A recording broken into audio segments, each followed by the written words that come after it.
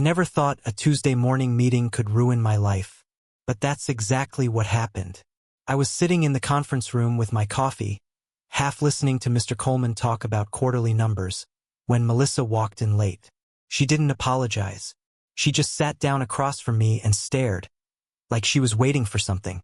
"Before we start," she said, cutting Mr. Coleman off mid-sentence, "I think there's something everyone should know." I looked up. "Melissa, we're in the middle of.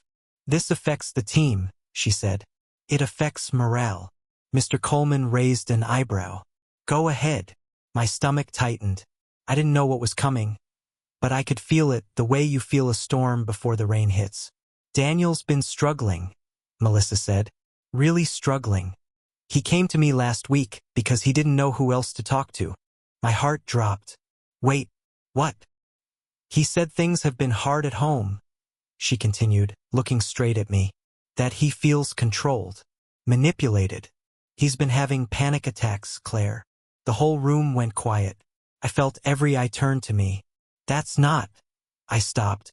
My throat closed up. "That's not true." "I'm not trying to attack you," Melissa said, her voice soft, fake soft. "I just think people deserve to know why he's been missing deadlines. Why he seems so broken lately."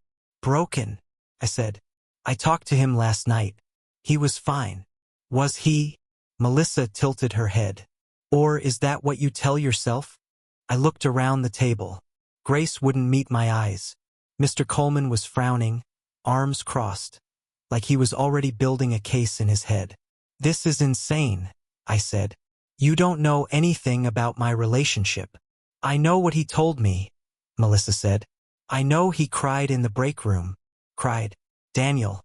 Crying to Melissa. About me." "I think that's enough for today," Mr. Coleman said, clearing his throat. "Claire, maybe we should talk after." I didn't say anything. Couldn't. My hands were shaking under the table. The meeting ended, but nobody moved fast enough to spare me the silence. I felt it follow me out the door, down the hallway, into the break room where I splashed water on my face and stared at myself in the mirror. Who told her that? Why would Daniel say those things? And why to her? I pulled out my phone and called him.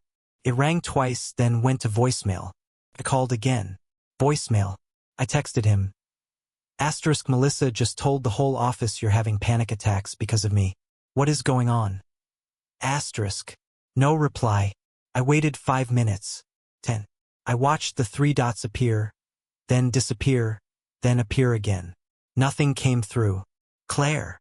Grace poked her head into the break room. "You okay?" "No," I said. "I have no idea what just happened in there." "Do you want to talk about it?" "I want to talk to Daniel," I said. "But he's not answering." Grace hesitated. "Maybe give him space. He probably just needs..." "Space for what?" My voice cracked. "I didn't do anything, Grace. I don't even know what she's accusing me of exactly. Controlling? Manipulating? Since when?" Grace didn't answer. That silence scared me more than anything Melissa had said. I sat down at my desk, my face still hot with embarrassment, and stared at my phone like it might explain everything if I looked hard enough. People walked past my desk slower than usual. A few whispered. One coworker actually looked at me with something like pity, and that was worse than anger. I texted Daniel again. *, please call me. I need to understand what's happening. *. The message showed delivered. Then read. No response came.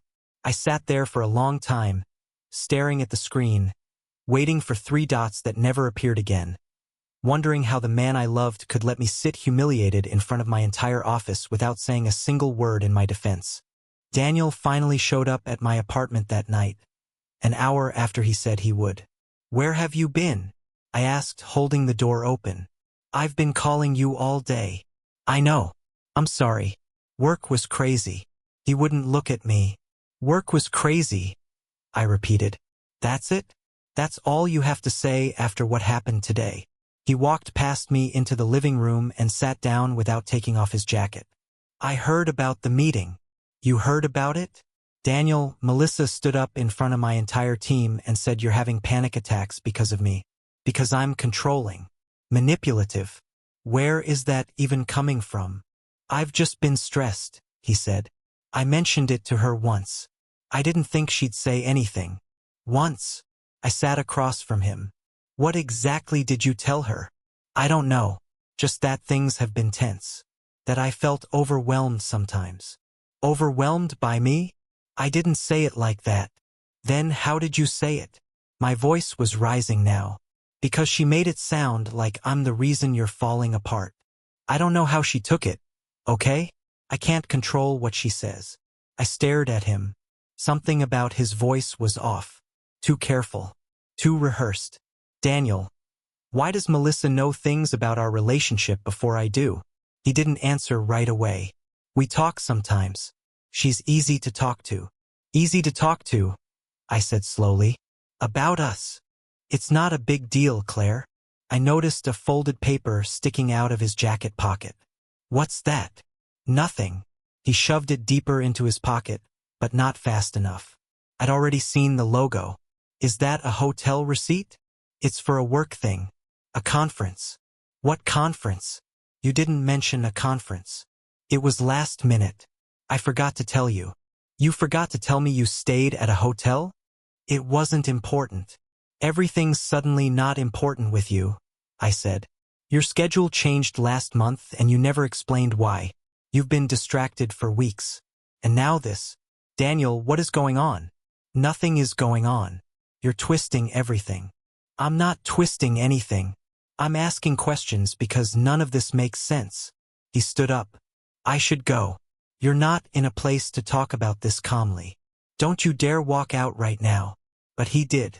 He grabbed his jacket and left without looking back. And I sat there on my couch, staring at the door, feeling like the ground had shifted under me. I called Sophie right after. Something is really wrong, I told her. He's lying about something.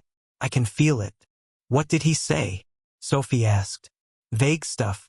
A hotel receipt he brushed off. Conference I never heard about. And he keeps talking to Melissa about us behind my back. Claire. Sophie's voice turned serious. I don't like this. Melissa's been weirdly close to him for months. Remember at the company picnic? She sat next to him the entire time and barely said 2 words to you. I thought that was just Melissa being Melissa. Or maybe it's something else, Sophie said. I think you need to look a little closer before you believe anything he tells you. After we hung up, I couldn't stop thinking about it. Daniel had left his laptop bag on my kitchen table from the week before. I knew I shouldn't, but my hands were already unzipping it before my brain caught up. His laptop was still logged into his messages. I wasn't trying to snoop. I told myself that, but one name caught my eye at the top of his chat list. Melissa. I clicked it before I could stop myself. The most recent message stared back at me, sent 3 days ago. She doesn't have to know everything. I read it twice, then a third time, my hands cold, my chest tight, the room suddenly feeling very small around me. By Thursday, the whispers had turned into something worse. Silence. The kind of silence people give you when they've already decided who you are. I walked into the office and nobody said good morning.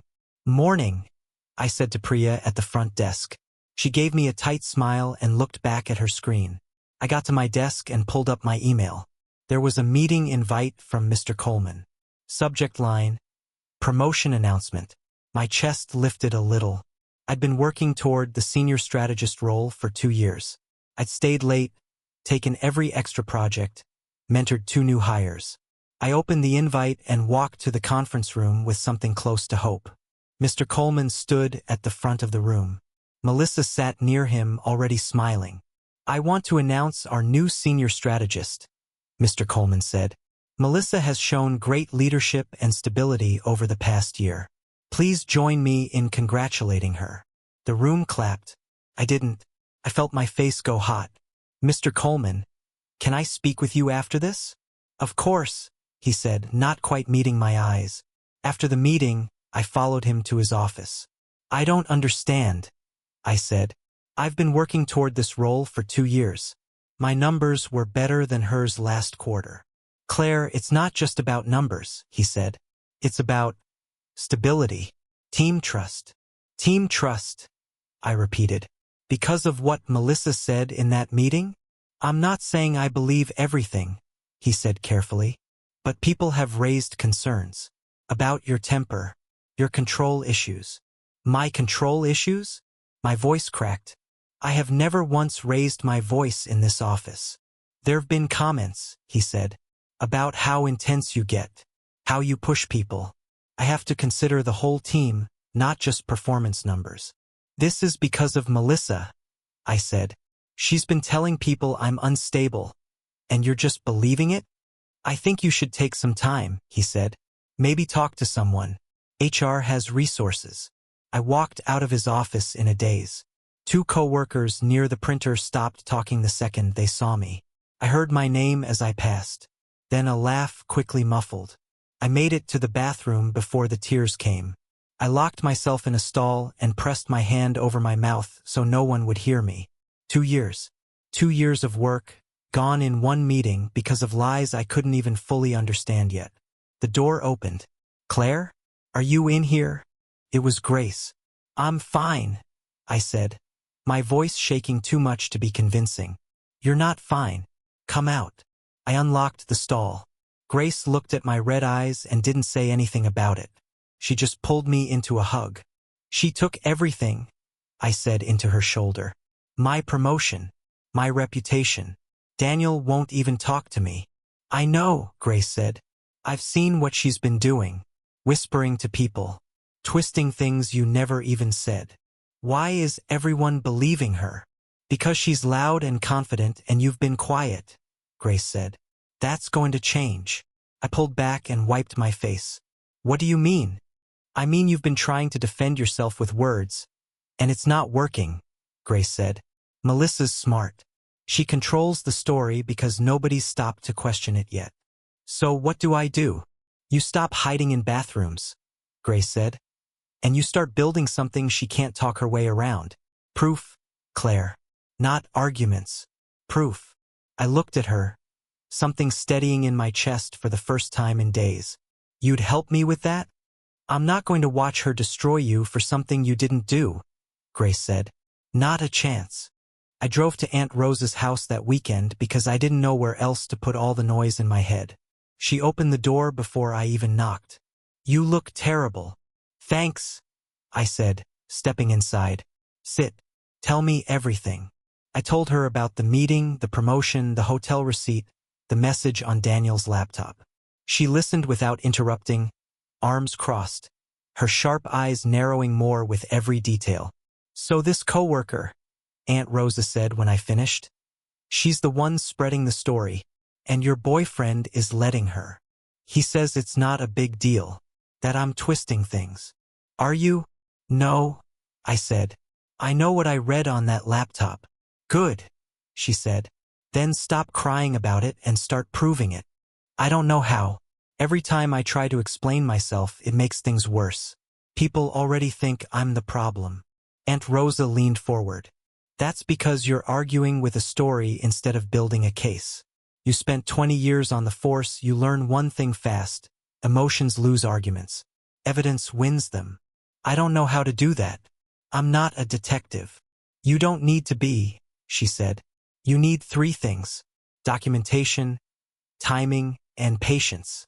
Do you have that message from Daniel's laptop? I have a screenshot, I said. Good start.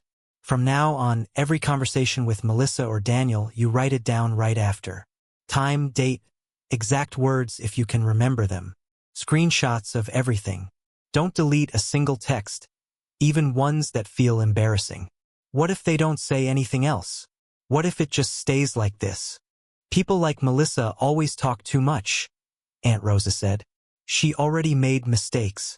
Standing up in that meeting, announcing things about your relationship in public. That's not a confident move. That's overreach. People who overreach get sloppy. So I just wait? You wait and you watch, she said. And when she's around you, you stay calm.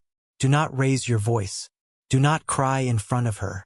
The second you get emotional, she gets to say, see, this is what I meant. Don't give her that. That's going to be hard. Everything worth doing is hard, Aunt Rosa said. But you're not powerless here, Claire. You just don't have proof yet.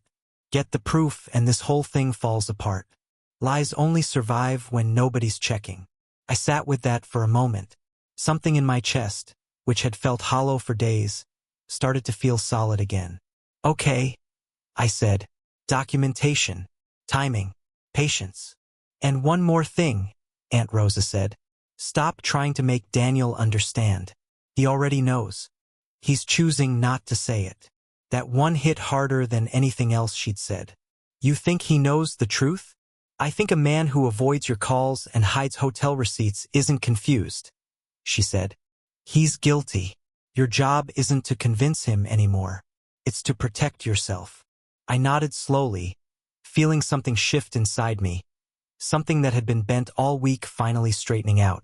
Thank you, I said. Don't thank me yet, Aunt Rosa said. Thank me when you win. Grace met me at a coffee shop 2 blocks from the office, away from anyone who might recognize us together. I've been thinking about what your aunt said, Grace told me, sliding into the booth. Documentation. We need a system. I already saved the message from Daniel's laptop, I said. But I need more. Something that shows a pattern, not just one text. What about old texts between you and Daniel? Anything where he mentioned Melissa before this all started? I pulled out my phone and scrolled back months. Here, from February. He said, Melissa gets it. She doesn't judge me like everyone else. I didn't think anything of it at the time. That's 4 months before the meeting, Grace said. This didn't happen overnight, Claire. I know. I keep asking myself how I didn't see it. Because you trusted him, Grace said. That's not a flaw. That's just being human. My phone buzzed. A text from an unknown number. Asterisk, this is Vanessa, Melissa's sister. Can we talk? Somewhere private. Asterisk. I showed Grace the screen. Melissa's sister wants to talk to me. That's either very good or very bad, Grace said. We agreed to meet Vanessa at a park that evening.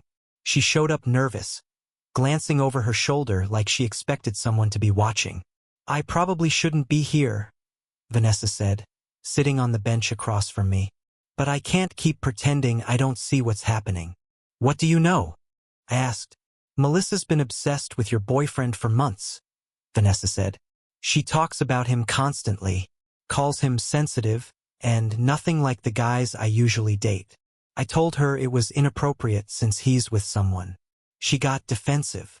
Did she ever say anything about me? About the accusations? She said you were in the way, Vanessa said quietly. I didn't think she'd actually do something like this. I'm sorry. I should have warned you sooner. Would you be willing to say that somewhere official? If it came to that. Vanessa hesitated. She's my sister. I understand if you can't. No, Vanessa said, straightening. What she's doing isn't right. If it comes to that, I'll say it. That was the first crack in Melissa's armor, and it felt like air after weeks of drowning. The next piece came from somewhere I didn't expect. Tyler, from IT, stopped by my desk 2 days later. Hey, can I talk to you for a second? He asked, glancing around before leaning in. Away from here? We stepped into an empty conference room. I probably shouldn't say anything, Tyler said. But Melissa asked me last month to delete some messages from the shared drive. Said they were accidental and embarrassing. I did it because she's kind of intimidating, honestly. But something about how urgent she was about it stuck with me. Do you still have them? I back up everything before I delete it. Company policy, even if people don't know that. He pulled out a flash drive.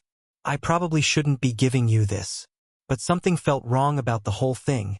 And after hearing what happened in that meeting, I put it together. My hands were shaking as I took it. Thank you, Tyler. Seriously.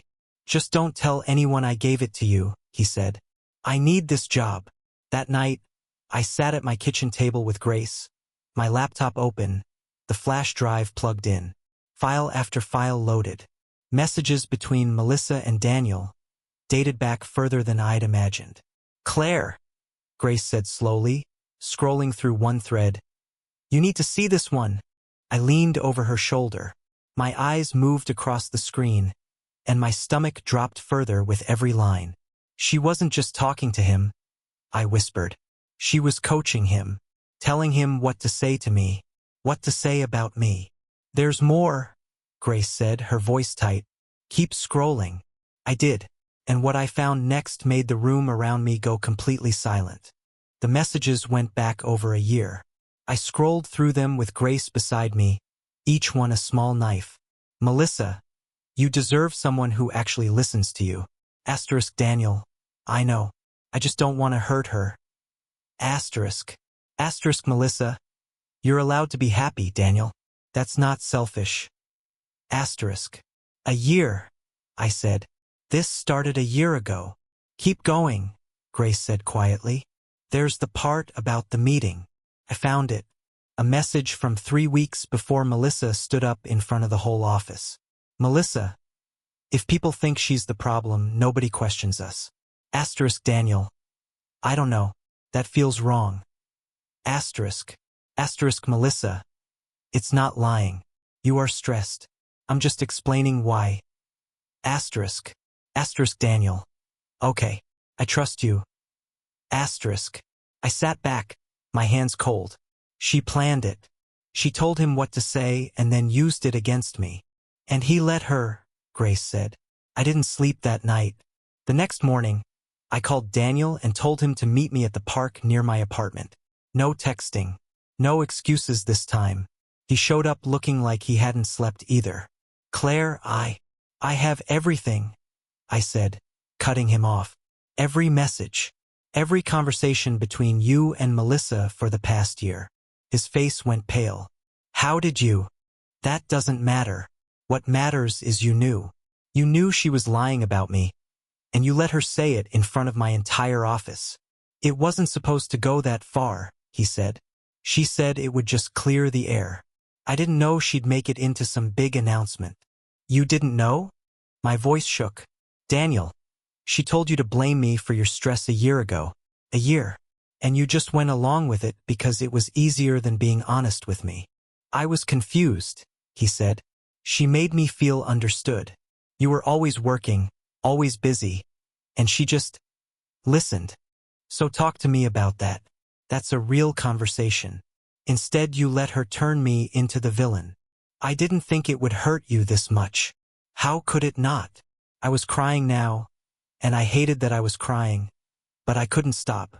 I lost my promotion, Daniel. People at work think I'm unstable. My own boyfriend let a woman lie about me instead of defending me once. I wanted to say something, he said. I just didn't know how, and then it got bigger and I felt trapped. You felt trapped, I repeated. Do you understand what you did to me? You let her isolate me. You let her humiliate me. And every single day you had the chance to stop it, and you chose not to. I know, he said, his voice cracking. I'm sorry. I should have told the truth from the start. Sorry doesn't undo a year of lies. What do you want me to do? He asked. Tell me and I'll do it. I want you to tell the truth, I said. Not to me. To everyone who was in that room when she destroyed my reputation. Will you do that? He looked away. It's complicated. Melissa could make things difficult for me too if I... Unbelievable, I said, standing up. Even now, you're worried about protecting yourself instead of fixing what you did. Claire, wait. No, I said. I'm done waiting for you to be brave. I'll get the truth out myself. I walked away and didn't look back, my chest aching, but for the first time in weeks, my mind was completely clear. I laid everything out on my kitchen table that weekend. Printed messages, timestamps, Vanessa's statement, the flash drive from Tyler. Grace sat across from me, organizing it into folders. As a paralegal, I've seen a lot of messy evidence, Grace said. But this practically organizes itself. It's all right there in black and white. I want to present it exactly like she did, I said. In a meeting, in front of everyone. No yelling, no crying, just facts. That's smart, Grace said. If you go in emotional, she'll spin it. If you go in calm, she has nothing to spin. Sophie called that night. How are you holding up? Better than I expected, I said. I have everything, Sophie. The messages, the timeline, even Vanessa's willing to speak up. Good, Sophie said. But Claire, listen to me. When you walk into that room, this can't be about tearing her apart. If it turns into revenge, people will remember your anger more than her lies. I know. I keep thinking about what Aunt Rosa said. Get proof, not emotional. Exactly, Sophie said. You're not trying to destroy Melissa. You're trying to show the truth. Let the truth do the damage. I visited Aunt Rosa the next day to go over everything one more time. Walk me through your evidence, she said, sitting across from me with her reading glasses on, flipping through the printed pages. Messages going back a year showing Melissa coached Daniel on what to say about me. The hotel receipt lines up with a weekend she also claimed to be out of town. Vanessa's statement about Melissa's obsession with Daniel. And the deleted files Tyler recovered. This is solid, Aunt Rosa said. Time-stamped, consistent, corroborated by a third party. This isn't gossip. This is a case. I requested a meeting with Mr. Coleman for Monday, I said. I want it to include the same people who were in that first meeting. I want them to hear the truth the same way they heard the lie. Good instinct, Aunt Rosa said. Public damage needs public correction. I'm nervous, I admitted. What if they don't believe me, even with proof? Proof isn't about belief, Aunt Rosa said. It's about certainty. People can doubt a story. They can't doubt a screenshot with a timestamp. I keep wanting to scream at her, I said. After everything she did to me, part of me wants her to feel exactly what I felt. That's normal, Aunt Rosa said. But that's not why you're doing this. You're doing this to get your life back, not to take hers. Let her actions speak for themselves. You just have to hold up the mirror. I thought about that for a long moment. Hold up the mirror. I like that. Walk in there calm, Aunt Rosa said. Let her be the one who loses control. She will, Claire. Liars always do when the truth finally catches up to them. I sent the meeting request to Mr. Coleman that night. Formal, professional, requesting the same attendees from the original meeting, citing important information regarding recent accusations. His reply came within the hour. Asterisk understood. Monday, 10 a.m. Conference room B. Asterisk. I stared at the confirmation, feeling something steady settle into my chest, something that felt a lot like readiness. For the first time since that Tuesday morning meeting, I wasn't afraid of walking into that room. Conference room B was full by 10 a.m. The same people from that first meeting sat around the table, and I recognized the same uneasy silence from weeks ago, except this time it didn't scare me. Claire requested this meeting, Mr. Coleman said. She has information regarding the accusations made several weeks ago. I stood, folder in hand, and looked around the room before I spoke. 3 weeks ago, Melissa told all of you that I was controlling and manipulative, and that I was the reason Daniel was struggling. I said, I want to show you what was actually happening. Melissa's smile faltered. Claire, this really isn't the place. It's exactly the place, I said. You made it the place when you stood here and said those things about me. I opened the folder and set the first printed page on the table. These are messages between Melissa and Daniel, starting over a year ago. I read the timestamp and the line where Melissa told Daniel he deserved someone who listened to him. Then the message from 3 weeks before this meeting, where she told him blaming me would mean nobody questioned them. The room went completely silent. This is out of context, Melissa said, her voice sharper now. You can't just take pieces of a conversation and... There's more context, I said, sliding another page across the table.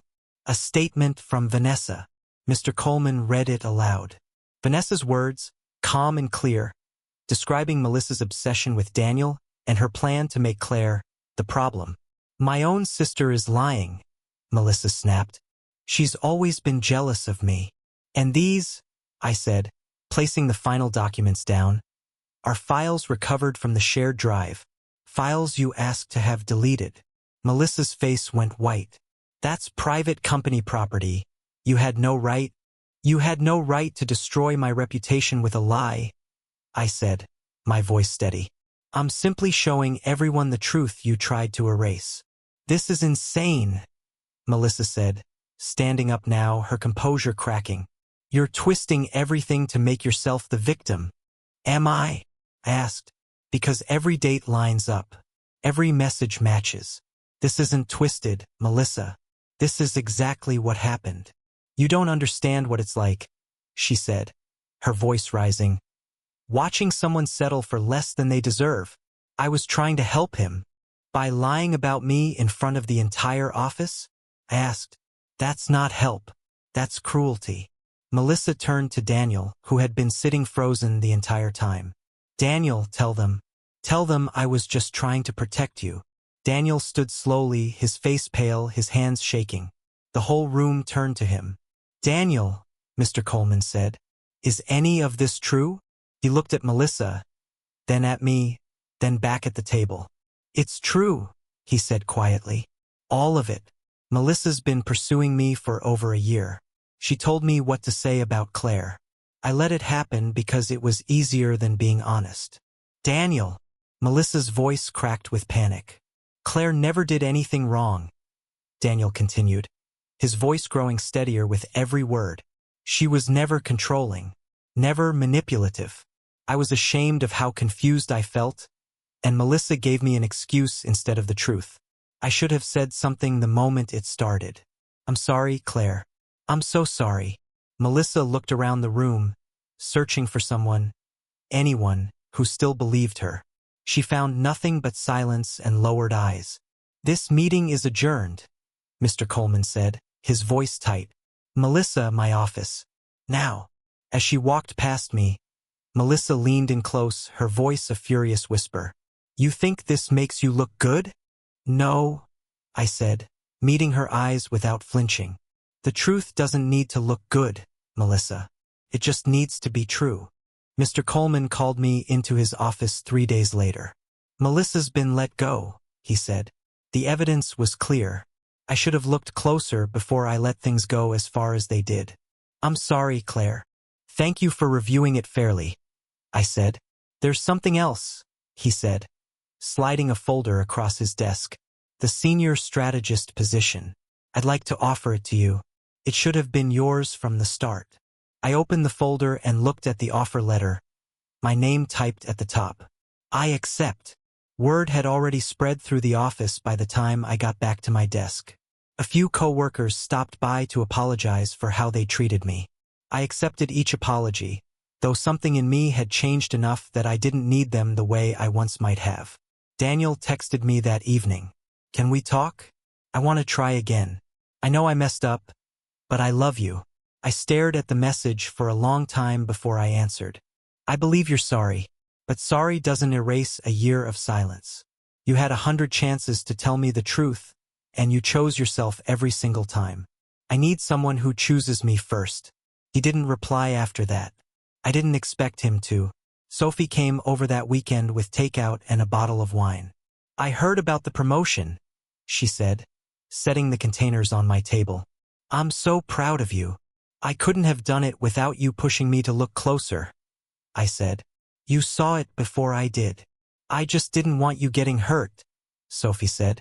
But look at you now. You didn't fall apart. You built a case and took your life back. Aunt Rosa taught me that part, I said. Don't get emotional. Get proof. She'll be thrilled you actually listened for once, Sophie said, laughing. I visited Aunt Rosa the next day and told her everything. The meeting, Melissa's termination, the promotion, Daniel's text. You did good, Claire, she said, pulling me into a rare hug.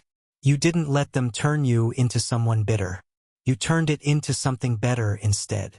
I almost didn't, I admitted. There were nights I just wanted to scream at everyone. Wanted revenge so badly it hurt. But you didn't chase revenge, Aunt Rosa said. You chased the truth. That's why it worked. That night, sitting alone in my apartment with my promotion letter on the table beside me, I thought about everything that had happened. The humiliation in that first meeting. The nights I cried on my bathroom floor. The moment I almost believed I was the problem. I wasn't the same person who sat frozen in that conference room weeks ago, confused and humiliated in front of people who should have known better. I was someone who had learned that silence protects liars, and proof protects the truth. Melissa had tried to destroy me with a story, but in the end, it wasn't revenge that saved me. It was the truth, and the evidence that finally forced her lies to face the light.